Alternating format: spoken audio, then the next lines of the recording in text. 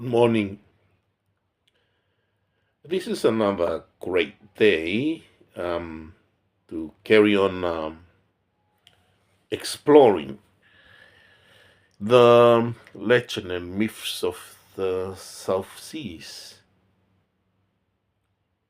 This is the story of Epi, the goddesses of Pulotu, written by TF. It says imagination and creativity. Tupa, could you serve me with some pele? Is the pele is the Polynesian spinach? Mariana asked. There is no one in there is nothing in the local market. Limited my friend's plantation and the whole island is insufficient except Rotu. I said, I'm dying. Can't you watch the sickness and the pregnancy really hurt and increase my craving for the pele? On the other side of the island, there was another island called Pulotu. It was believed a goddess was casting in exile on the island, and it became a forbidden Motutapu island, the forbidden island. Her name was Epi. There was always plenty of vegetables, fruits, and crops right through in all seasons. My darling, I desperately need to eat the pele, begged Meliana. I decided to risk my life for my wife. I swam across the ocean to fulfill his craving. When I arrived at the island, it looked isolated and deserted. I walked straight to the garden and fetched a bunch of pele and put it on a basket that was woven from the coconut leaves. There stood Epi. Now I get to whom I was looking for years, insisted Epi. Deeply sorry, Your Highness, I begged. All right, if your wife gives birth to a girl, then you must present her to me. And if it is a boy, you still gift him to me. I smiled. Will be done as you wish, Your Highness. When I arrived home, we both laughed and accepted the wishes for that moment. As months gone by, I need the ballet. That's the only thing I play now, insisted Meliana. There was, there we, it's all gone again. I swam again to the island to fetch some ballet, and on my way along to the beach, Epi appeared. She has a woman's head, but the rest was a piece body of a wild boar. I will let you go for one condition. If your wife dies, you have your word for me that will come back and marry me. And it will be done, Your Highness, I replied. As I arrived home, we laughed and accepted the wish. It, it was at that moment. And somewhere along the line, my wife was deadly craving for ballet, even though I knew it was getting dangerous. But I must go. I couldn't bear seeing her cry. When I arrived at the beach, I did not see Epi, so I walked straight to the garden and picked up a bunch of pele.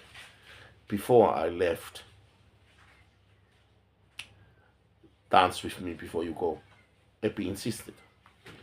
I agreed to dance with the monster. A few minutes later, Epi let go of my hand and directed, "Go now quickly," she directed humbly. I quickly let go and rushed to the beach. When I arrived home and told that incident, my wife laughed and insisted we must accept it as it was. Not long, my wife gave birth to twins, girls, but due to her losing a lot of blood and not much help from the witchcraft, there I lost my precious wife. Fortunately, the twins were alright without any anomalies. The darkest day of my life, in addition, that I already knew that she would probably be gone at any time due to her diagnosis. It was too much for her and her carried. I looked after the twins, named them Epi and Meliana. When the twins were around 6 years old, I decided to take them to Epi to seal the deal that we had in allowing me to take the belly. I rode in a canoe. "Dad, are we go fishing?" Epi asked. "No," I replied. "I'm taking you to see your Aunt Epi, and if you want to stay with her for a while, that will be appreciated, as a way of giving up my twins in an appropriate, secret way." When we arrived, I took the girls into the garden and by any means spotted her castle.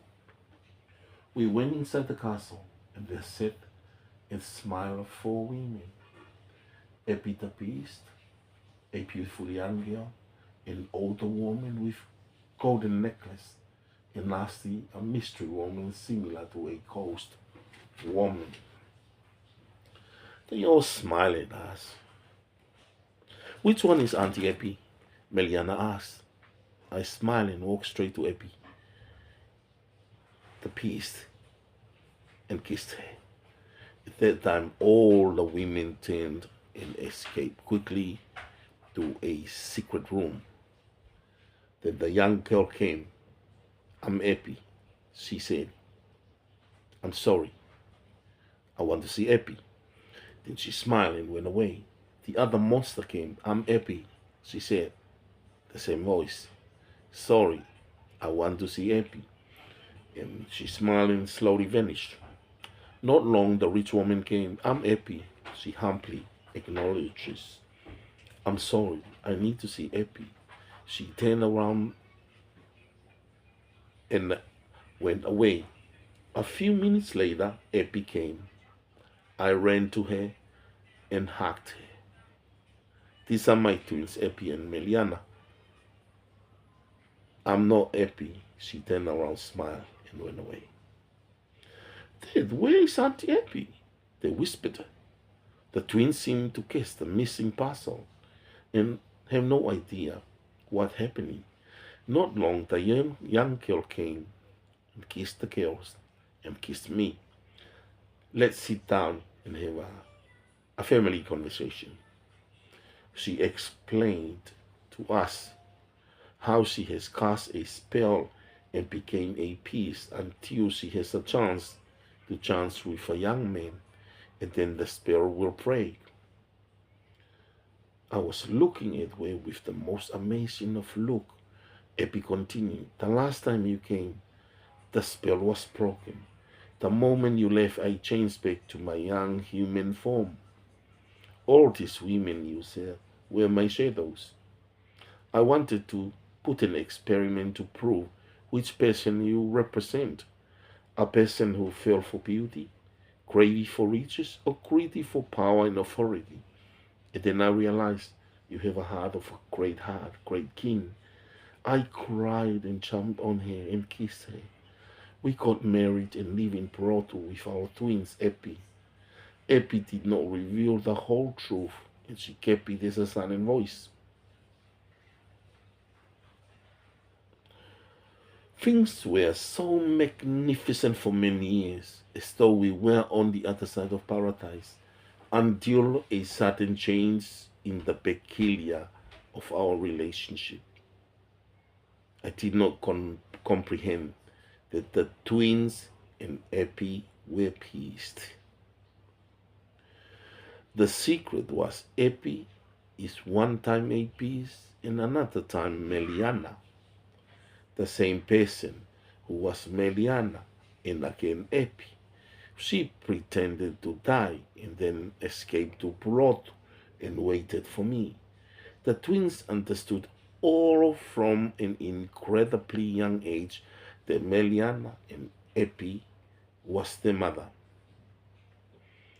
Epi was casted by a witch, and her job was to feed the three-eyed giant Lomelo, who stayed in a hidden cave on the rear side of the island, and everyone did not know that he existed.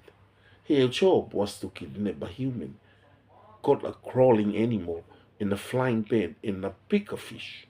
And she did it for quite a long time. That night I did not know what happened. From nowhere I went to the beach for fresh air or probably night enjoyment or look for shells. At the dust and shadows I saw Epi and the twins were fishing in their peace form.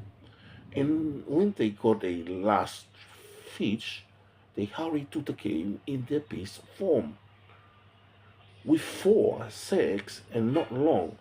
After a few moments, they came back and winked of an eye. They changed into their human form and went straight home. I was in outer space, an oasis, figuring out the mystery star of my life. Am I dreaming or having a nightmare? I made it. That's enough for today. Thank you for listening to the story, bringing the myths and legends of the South Seas, the South Pacific. Have a wonderful day. Bless you all. Bye for now.